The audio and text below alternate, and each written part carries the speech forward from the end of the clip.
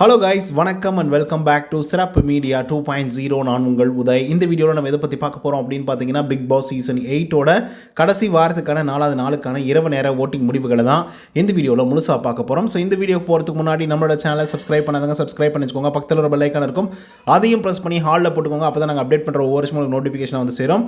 அதை தாண்டி இந்த வீடியோக்கு குறைஞ்சபட்சம் ஒரு 1000 லைக்குன்னு எதிர்பார்க்குறோம். ஸோ லைக்கை போடுங்க, வீடியோ பாருங்கள். வாங்க இன்று வீடியோக்குள்ள வந்து போகலாம்.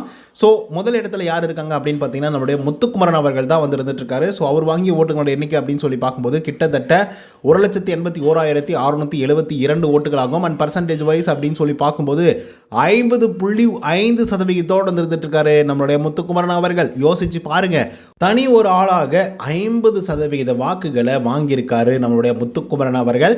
ஸோ அட்டகாசமாக ஓட்டிங்ஸை வந்து வாங்கிட்டு இருக்காரு. கப்பை தூக்கி கையில் வாங்கிட்டு போயிட்டே இருக்கலாம் போல் இப்படி வந்து வாக்குகள் வாங்கினாங்க அப்படின்னா. ஆனால் முத்துக்குமரனை தொடர்ந்து இரண்டாவதாக சௌந்தர்யா இருக்காங்க. இவங்களும் டஃப் ஃபைட் வந்து கொடுத்துட்ருக்காங்க. அவங்க வாங்கிய ஓட்டுகளோட எண்ணிக்கை அப்படின்னு சொல்லி பார்க்கும்போது 72,944 ஓட்டுகளாகும். அண்ட் பர்சன்டேஜ் வைஸ் அப்படின்னு சொல்லி பார்க்கும்போது 20.28% வந்துருந்துட்டுருக்காங்க நம்மளுடைய சௌந்தர்யா அவர்கள். ஸோ இவங்களை பொறுத்தவரையிலும் ஒரு அட்டகாசமான வாக்குகள் வந்து வாங்கிட்டு இருக்காங்க. சொல்ல போனால் ஒரு நல்ல பிளேயரும் கூட, ஒரு டஃப்பான கண்டஸ்டன்ட் டாப் 2 இருக்கிறதுக்கான எல்லா வாய்ப்புகளும் வந்து இருந்துகிட்ருக்கு. சொல்ல முடியாது, கப்பே வாங்குறதுக்கு கூட வாய்ப்புகள் வந்து இருக்குதான் அப்படின்னு வந்து சொல்லி ஆகணும். ஆனால் சௌந்தர்யா அவர்களால் இது முடியுமா முடியாதா அப்படிங்கிறத கமெண்ட்ஸில் வந்து பதிவு பண்ணுங்கள். அதுக்கடுத்து தான் சௌந்தர்யாவை தொடர்ந்து 3வது பொசிஷனில் நம்மளுடைய விஜய் விஷால் அவர்கள் வந்து இருந்துகிட்ருக்காங்க. அவங்க வாங்கிய ஓட்டுகளோட எண்ணிக்கை அப்படின்னு சொல்லி பார்க்கும்போது 49,615 ஓட்டுகளாகும். அண்ட் பர்சன்டேஜ் வைஸ் அப்படின்னு சொல்லி பார்க்கும்போது 13.79% வந்து இருந்துட்டு இருக்காங்க நம்மளுடைய விஜய் விஷால் அவர்கள். ஆக்சுவலாக இவரோட பொசிஷனில் வந்து நம்மளுடைய ஜாக்லின் அக்கா அவர்கள் வந்து இருக்க வேண்டிய ஒரு கட்டாயம் வந்து இருந்திருக்கும். பட் அவங்க இன்னைக்கு வந்து எவிக்ட் ஆகி வெளியே போனதுனால அவங்களுக்கு ஓட்டிங்ஸ் கவுண்டிங்கும் வந்து காட்டல. அதை தாண்டி வந்து பார்த்திங்க அப்படின்னா அவங்க இந்த வாரத்தில் வந்து தொடரவும் வந்து போகிறதில்ல. ஸோ இதனால் ஏகப்பட்ட குளறுபடிகள் ஓட்டிங் முடிவுகளை வந்து நடக்கும்போது அதுக்கடுத்த 4th பொசிஷனில் ரயான் அவங்க வாங்கிய ஓட்டுகளோட எண்ணிக்கை அப்படின்னு சொல்லி பார்க்கும்போது கிட்டத்தட்ட 8.03% வந்து இருந்துட்டு இருக்காரு நம்மளுடைய ரயான் அவர்கள். ஸோ இவரை பொறுத்தவரையிலும் ஒரு நல்ல பிளேயர், ஒரு சூப்பரான ஒரு பிளேயர். எல்லா விளையாட்டுலையும் நான் வந்து 100% கொடுக்கணும் அப்படின்னு சொல்லி ஒரு ஸ்டாண்டப் வந்து பண்ணுறாப்புல. அது வெறித்தனமாக வந்து இருந்துட்டு இருக்கு. ஏன் இது பணப்பொட்டி எடுக்கிறதுல கூட நான் போகிறேன் அப்படின்னு சொல்லி 5 ரவுண்டு வரைக்குமே வந்து பார்த்திங்கன்னா கேட்டுக்கிட்டே தான் வந்து இருந்துட்டு இருந்தார். ஸோ அதுக்கான ரெகக்னைசேஷன் தான் இந்த அளவுக்கு வாக்குகள் வந்து வாங்கியிருந்தாரு. அண்ட் ஃபைனலிஸ்ட்டாக வந்து வாங்கியிருக்காரு. அதுக்கடுத்த கடைசி பொசிஷனில் நம்மளுடைய பவித்ரா அவர்கள் வந்து இருந்துட்டு இருக்காங்க. அவங்க வாங்கிய ஓட்டுகளோட எண்ணிக்கை அப்படின்னு சொல்லி பார்க்கும்போது 26,614 ஓட்டுகளாகும்.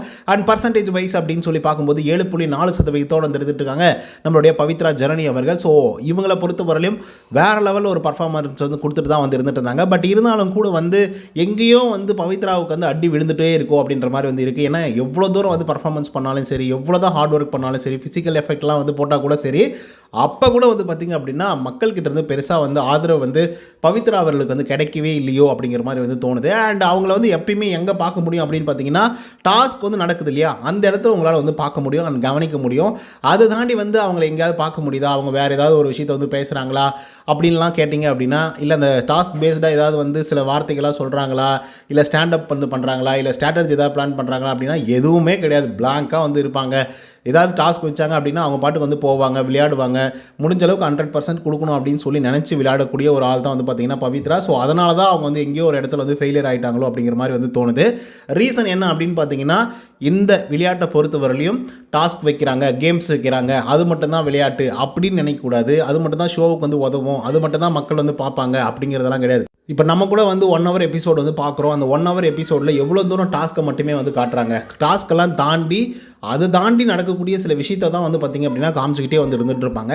ஸோ அதனால் வந்து டாஸ்க்கு மட்டுமே அங்கே முக்கியம் கிடையாது, அதை தாண்டி நிறைய விஷயங்கள் வந்து இருந்துகிட்ருக்கு. ஸோ அந்த ஒரு விஷயத்தை வந்து சௌந்தர்யா அவர்கள் வந்து கேப்சர் பண்ணாங்க. நம்ம டாஸ்க் சரியாக பண்ணுறோமோ இல்லையோ, இல்லை ஃபிசிக்கலாக நம்மளால் பண்ண முடியுதோ இல்லையோ, ஸோ அதெல்லாம் தாண்டி இந்த டாஸ்க்கெல்லாம் தாண்டி ஏதோ ஒன்றத்தை வந்து பண்ணிடணும்பா, மக்கள்கிட்ட நம்ம போய் வந்து சேர்ந்துடணும்பா அப்படின்னு சில விஷயத்தெல்லாம் வந்து அவங்க பண்ணாங்க. ஆக்சுவலாக சொல்லப்போனால் சில வாரங்களில் நெகட்டிவாக இருந்தாங்க, சில வாரங்களில் ரொம்ப பாசிட்டிவாக வந்துருந்தாங்க, சில வாரங்களில் வந்து வில்லி மாதிரி வந்துருந்தாங்க, சில வாரங்கள் வந்து கமெடியன் மாதிரி வந்து இருந்துட்டு இருந்தாங்க.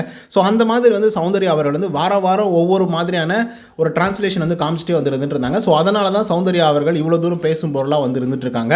இன்க்ளூடிங் அவங்க நான் இது எதுக்காக சொல்கிறேன் அப்படின்னு பார்த்தீங்கன்னா, டாஸ்க்கு சரியாக பண்ணலாம் கூட உள்ள சர்வைவ் ஆக முடியும், டாப் கண்டஸ்டண்ட்டாக வர முடியும் அப்படின்றதுக்காக தான் ஒரு எக்ஸாம்பிளாக சொல்கிறேன். தவிர மற்றபடிக்கு வந்து நான் ஐ எம் நாட் சொம்பு தூக்கிங் ஃபார் சௌந்தர்யா அவர்கள் அப்படின்றத நான் சொல்லிடுறப்பா. அப்புறம் வந்து கீழே கமெண்ட்ஸில் வந்து கதறாதீங்க, ஓகேங்களா?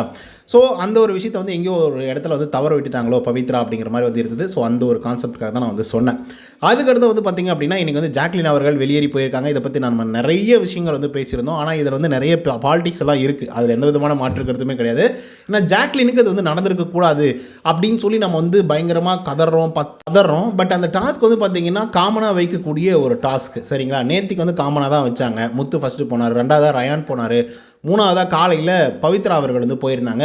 ஏன் பவித்ரா போனாங்க அப்படின்னா 3 ஆப்ஷன் தான். ஒன்று பவித்ரா போகணும், இல்லைனா ஜாக்லின், இல்லைனா சௌந்தர்யா. இந்த 3 பேரில் யாராவது ஒரு ஆள் போகணும் அப்படிங்கிற மாதிரி வந்து பிக் பாஸ் அவர்கள் சொன்னதுனால அதில் பவித்ரா அவர்கள் வந்து ரெடி டு டூ, ஓகேங்களா? சரி நான் போகிறேன்பா அப்படின்னு சொல்லி அவங்க வந்து போயிட்டாங்க. ஸோ அதே மாதிரி வந்து ஜாக்லின் வந்து ஃபைட் பண்ணாங்க, பட் காம்ப்ரமைஸ் ஆகிட்டாங்க நம்ம பவித்ரா அவர்கள்கிட்ட. ஸோ அதனால் வந்து பார்த்திங்கன்னா ஜாக்லின் அவர்கள் எவிக்ட் ஆகி வெளியே போயிட்டாங்க. ஸோ அது தொடர்ந்து 4th நடக்குது. அதுக்கப்புறம் சௌந்தர்யா போகிறாங்க. சௌந்தர்யா வந்து பாதிலே போயிட்டு ரிட்டர்ன் வந்துடுறாங்க. அதுக்கடுத்து தான் விஜய் விஷாலுக்கு 5th ரவுண்ட் வந்து நடக்குது. அதில் விஜய் விஷால் வந்து 5 லட்சத்தை வந்து பார்த்திங்கன்னா தட்டி தூக்கிட்டு வந்துட்டு இருக்காப்புல. 6வது ரவுண்டில் தான் ஜாக்லின் அவர்கள் வந்து பார்த்திங்கன்னா வெளியே ஏறுறாங்க, சரிங்களா? ஸோ இது எதுக்காக சொல்கிறேன் அப்படின்னு பார்த்தீங்கன்னா இது வந்து காமன் டாஸ்க். அதில் யாருனாலும் போயிருக்கலாம். ஏன் பவித்ராவே கூட வந்து சண்டை போட்டு வந்து போயிருந்திருக்கலாம், சௌந்தர்யாவே கூட வந்து சண்டை போட்டு வந்து போயிருந்திருக்கலாம், இல்லை வந்து முத்துவே கூட வந்து சண்டை போட்டு வந்து போயிருக்கலாம். ஆனால் ட்விஸ்ட்டு என்ன தெரியுமா? வெரி வெரி சிம்பிள், ஓகேங்களா? அங்கே இருக்கக்கூடிய 5 கண்டஸ்டண்ட்டுமே போயிட்டு வந்துட்டாங்க. விஜய் விஷால், முத்துக்குமரன், ரயான், பவித்ரா, சௌந்தர்யா 5 பேருமே வந்து போயிட்டு வந்துட்டாங்க. மீதம் இருக்கிறது வந்து ஜாக்லின் மட்டும்தான். ஸோ அதனால் கூட வந்து சரி ஓகே ஜாக்லின் நீங்கள் போங்க அப்படின்னு வந்து சொல்லிடலாம். அண்ட் அமௌண்ட் பெரிய அமௌண்ட்டுங்க. ஆக்சுவலாக சொல்லப்போனால் அதுக்கு நிறைய சண்டைகள் வந்து பண்ணியிருந்துருக்கணும். இல்லை நான் போகிறேன் நீ போகிறேன் அப்படின்னு ஏதாவது ஒன்று சொல்லியிருந்துருக்கணும், ஓகேங்களா? ஆனால் 80 மீட்டர்ஸ் செம்ம தூரம். ஆக்சுவலாக சொல்லப்போனால் அது ரொம்ப தூரம். ஆனால் 30 செகண்ட்ஸ் தான் வந்து கொடுத்துருந்தாங்க. அது ரொம்ப கஷ்டம்பா ஆக்சுவலாக சொல்லப்போனால். 45 மீட்டர்ஸா 60 மீட்டர்ஸா, ஸோ ஏதோ ஒரு மீட்டர் வந்து கொடுத்துருக்காங்க. பட் அது வந்து ரொம்ப தூரம் தான். ஸோ அது வந்து பார்த்திங்கன்னா ஜாக்லின் அவர்களால் பண்ண முடிஞ்சுது. ஆக்சுவலாக சொல்லப்போனால் 2 செகண்ட்ஸ் தான், 2 செகண்ட்ஸ் தான் கொஞ்சம் டிலே ஆனதுனால ஜாக்லின் வந்து எவிக்ட் ஆகி வெளியே போயிட்டாங்க. ஸோ இதில் நான் என்ன கிளாரிஃபை பண்ணணும்னு நினைக்கிறேன் அப்படின்னு பார்த்தீங்கன்னா காமனான ஒரு டாஸ்க் தான். அதில் யாருனாலையும் போயிருந்துருக்கலாம், அதில் ஜாக்லினாக தான் போயிருந்துருக்கணும் அப்படின்ற மாதிரி ஒரு அவசியம் இல்லை. அது மட்டும் இல்லாமல் வேறு யாராவது போயிருந்தா கூட அது நல்லா சிறப்பாக பண்ணியிருந்திருக்கலாம். இல்லை வந்து எவிக்ட் ஆகி கூட வெளியே போயிருந்திருக்கலாம். இப்போ ஜாக்லினுக்கு பதிலாக பவித்ரா போயிருந்தால் அவங்க எவிக்ட் ஆகி கூட வெளியே போயிருந்திருக்கலாம். இல்லை சௌந்தர்யா போயிருந்திருக்கலாம் எவிக்ட் ஆகி. ஸோ அதனால் வந்து இது காமனாக நடக்கக்கூடிய ஒரு விஷயம் தான். ஸோ அதெல்லாம் தூக்கி பிக் பாஸ் மேலே ஒரு பழியாக வந்து போட்டுட முடியாது. அது ஒரு சிச்சுவேஷன் தான். அந்த சிச்சுவேஷனை அவங்க இப்படி ஹேண்டில் பண்ணுறாங்க. இப்போ ஜாக்லினே கூட வந்து சொல்லியிருக்கலாம், இல்லைப்பா எனக்கு வேணாம்ப்பா, நான் வந்து ஃபைனல் ஸ்டேஜுக்கு வந்து போகிறேன்ப்பா, எனக்கு பணமும் வேணாம், டைட்டில்னா கூட பரவாயில்ல, நான் ஃபைனல் ஸ்டேஜ் வந்து போய் நிற்க போகிறேன். இப்போ ஒரு வேளை நான் ஓடி போய் ஒரு வேளை நான் வந்து சரியாக பர்ஃபார்மன்ஸ் பண்ண முடியல, இட்ஸ் மீன்ஸ் பணப்பொட்டியை தூக்கிட்டு உள்ளே வர முடியல வித்தின் தி டைமுக்குள்ளே அப்படின்ற பட்சத்தில் நான் சும்மா தான் எவிக்ட் ஆகி வெளியே போகிறேன். அதுக்கு நான் வந்து உள்ளே இருந்து நான் ஃபைனல் ஸ்டேஜை பார்த்துட்டே போயிடுறேன் அப்படின்னு கூட ஒரு டெசிஷன் வந்து எடுத்துருக்கலாம். ஸோ அந்த இடத்துல எங்கேயோ மிஸ் அவுட் ஆகிட்டாங்களோ அப்படிங்கிற மாதிரி வந்து தோணுது. பட் எனிஹவ் அவங்க வந்து பார்த்திங்க அப்படின்னா சீசன் 8 விட்டு கிளம்பிட்டாங்க. ஸோ அதனால் உங்களுடைய வாக்குகளை வேறு யாருக்காவது செலுத்தணும்னு ட்ரை பண்ணிங்கன்னா பண்ணுங்கள், ஒன்றும் பிரச்சனை இல்லை. இதை பற்றின உங்களோட கருத்துக்கள் என்ன அப்படிங்கிறத கமெண்ட்ஸில் சொல்லுங்கள். நன்றி, வணக்கம்.